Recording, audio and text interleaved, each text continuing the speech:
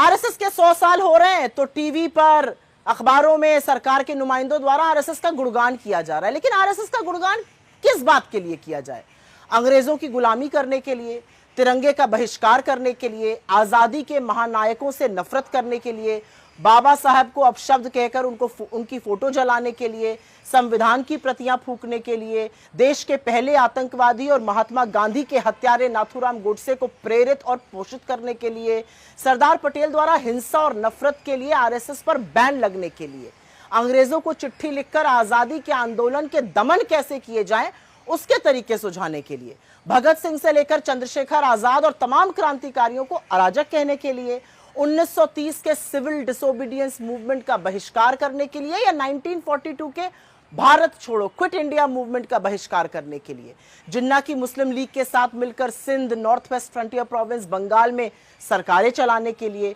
शुरू से मनुस्मृति की वकालत करने के लिए जो महिलाओं को सदैव आश्रित रहने की सीख देती है,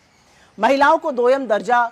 समझने के लिए और देने के लिए अपनी संस्था तक में जगह नहीं दी गई है, हाशिए पर पड़े लोगों को निम्न श्रेणी का समझने और मानने के लिए, सामाजिक न्याय और आरक्षण की खिलाफत करने के लिए, आज तक एक भी दलित, एक भी पिछड़ा, एक भी आदिवासी प्रमुख न चुनने के लिए, घोर सांप्रदायिक और घोर जातिवादी होने के लिए, आखिर किस चीज के लिए आरएसएस का महिमा मंडन किया जाए, आरएसएस का गुणगान हो? ये जो लाल किले की प्राचीर से नरेंद्र मोदी जी ने आरएसएस का महिमा मंडन किया, ये असल में बौखलाहट है कि किसी भी तरह उसे कुछ मान्यता मिल जाए। लेकिन ना भाषण से, ना सिक्का जारी करने से आरएसएस का सिया सच बदला जा सकता है। उनकी ट्रेनिंग का नतीजा, ज्यादा दूर देखने जाने की जरूरत नहीं है। बस आरएसएस के पूर्व प्रचारक और प्रधानमंत्री नरेंद्र मोदी को मुजरा, मंगलसूत्र, शमशान, कब्रिस्तान बोलते हुए सुन लीजिए। प्रत्यक्षम किम प्रमाणम, यही ट्रेनिंग है।